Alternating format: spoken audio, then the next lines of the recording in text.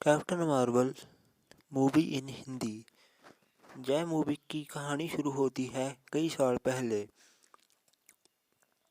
इस कहानी के शुरू में हमें एक प्लेनेट दिखाया जाता है और इस प्लेनेट पर रहने वाले लोगों को ग्री कहा जाता है, जहां पर वेयर्स नाम की एक लड़की को दिखाया जाता है जो कि पूरी तरह से जख्मी होती है। तभी उसे एक बूढ़ी औरत दिखाई देती है।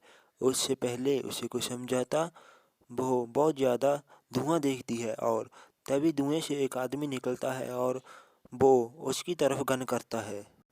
बेयर्स को उसका चेहरा नज़र नहीं आता। अगले टाइम उसकी आँख खुलती है। दरअसल वो एक ख्वाब देख रही थी।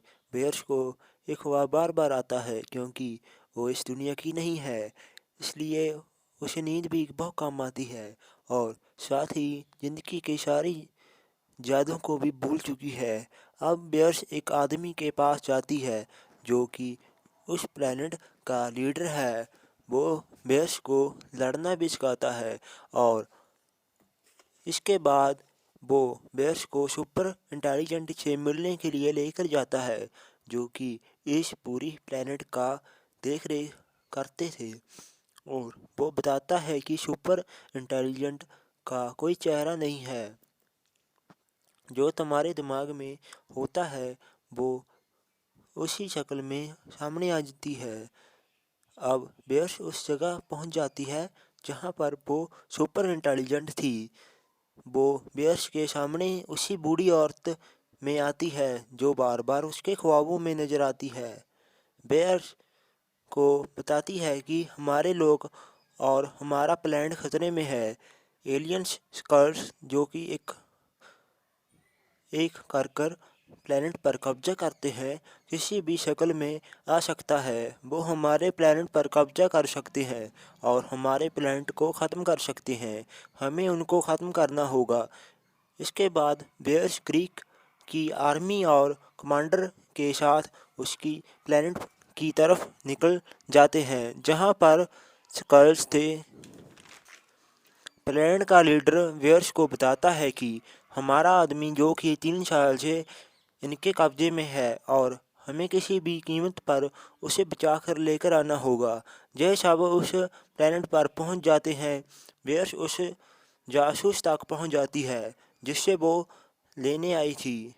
वेयर्स उसे उससे एक कोड पूछती है और वो उस कोड को बता देता है। तभी बेयर्स को बताया जाता है कि स्कल्स ने उसकी आर्मी पर हमला कर दिया है और जैसे वो जासूस समझ रही थी, वो स्कल्स था। वो स्कल्स का लीडर था जिसने अपना रूप बदला हुआ था। वो बेयर्स को बेहोश कर कर अपनी स्पेसशिप में ले जाता है जहाँ पर वो एक मशीन की मदद से बेयर्स की दिमाग से उसकी पुरानी यादों को जानना चाहता है, जिनके बारे में बेयर्स खुद भी नहीं जानती थी। वो उस यादों को भूल चुकी थी। उससे पता चलता है कि बेयर्स पहले अर्थ पर थी। वो एक प्लैनेट थी। वो एक पायलट थी और जहाँ पर उसके साथ एक और पायलट लेडी थी और यह वही लेडी होती है जो बेयर्स की ख्वाब में बार बार आती है। और एलियन का लीडर इसके बारे में जानना चाहता था कि वो उनकी लोकेशन का पता लगाने के लिए कहता है कि वो कहाँ पर जा रहे हैं। इससे पहले वो ऐसा करते बेयर्स अपने ख्वाब से वापस आ जाती है और स्कर्स पर हमला कर देती है। वो उससे पूछती है उसने मेरे दिमाग में क्या डाला। वो कहता है कि मैंने तुम्हारे दिमाग में कुछ नहीं डाला, सब कुछ पहले से तुम्हारे दिमाग में है। मैं सिर्फ डॉक्टर और लाइन स्पेस इंजन के बारे में जानना चाहता हूँ। तुम्हें कुछ पता है? और जिस ग्रीक के लोग की बातों में आ फंस चुकी हो और जहाँ पर जितने भी एलियन होते हैं वो बेयर्स पर हमला कर देते हैं। इस बीच स्पेसशिप में खराबी आ जाती है जिससे जिसके कारण वहाँ से एलियन भाग जाते हैं। जो बेयर्स का स्पेसशिप था वो अर्थ पर जाकर क्रैश हो जाता है।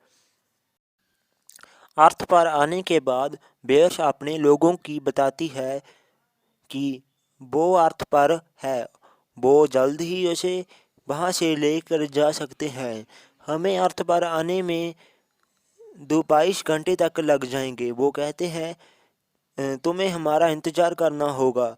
अब जहाँ पर वो दो एजेंट आ जाते हैं और बेयर्स का हाल चाल पूछने लगते हैं। वो उसे बताती है कि वो ग्रीक से है और वो कर्ज को ख़त्म करना चाहती है। हालांकि उन दोनों को उसकी बातों की समझ नहीं आती।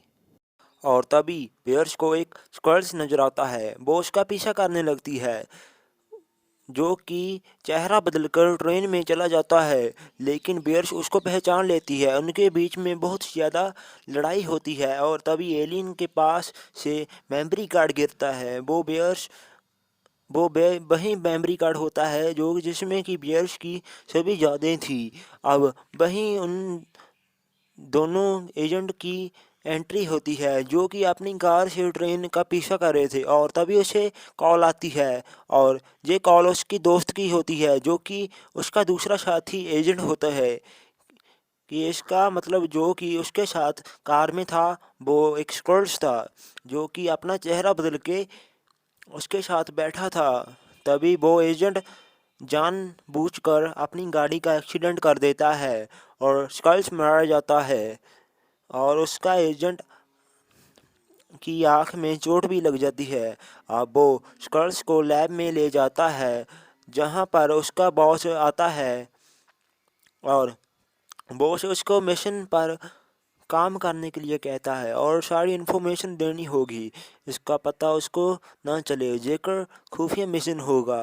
ये हम बेयर के देखते हैं, जो उस मेमोरी डिवाइस को जब अपने हाथ में डालती है तब एक बार का नाम आता है। अब जो कि बियर्स उस बार में जाकर उसको अपनी बाकी की कुछ यादें दिखाई देती है। दरअसल वो पहले भी जहां आ चुकी थी और जहां पर वो एजेंट आ जाता है। दोनों दोनों जहां पर एक एयर बेस तस्वीर को देखते हैं, इसलिए जो इस एयरबेस पर पहुंच जाते हैं, जहां पर वो एजेंट वहां को वहाँ की सिक्योरिटी को अपना कार्ड दिखाता है।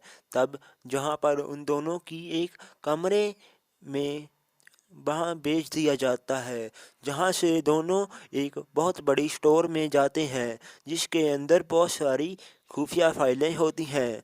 जहाँ पर एक फाइल उसे डॉक्टर बैडी लोशन की होती है, जिसमें उसी डॉक्टर के और लाइना और लाइट स्पीड इंजन के बारे में कुछ नोटिस होते हैं।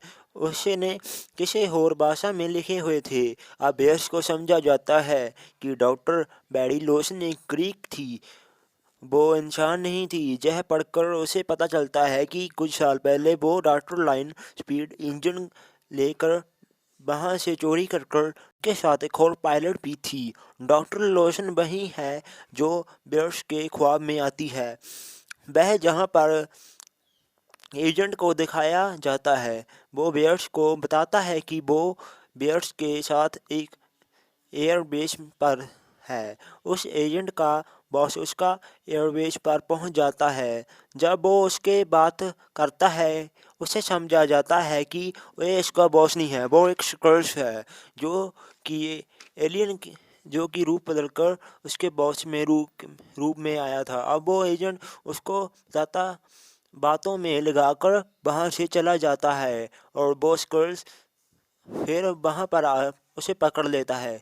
उससे पहले वो इस एजेंट को मारता, वहाँ पर बेहोश आ जाती है और वो उस गर्ल्स पर हमला कर देती है और एजेंट को एक प्लेन में लेकर अब ये दोनों उस दूसरी पायलट के घर आ जाते हैं, जिसने बारे में इन दोनों ने डॉक्टर लोशन दी फाइल में पढ़ा था कि एक और पायलट डॉक्टर लोशन के साथ थी।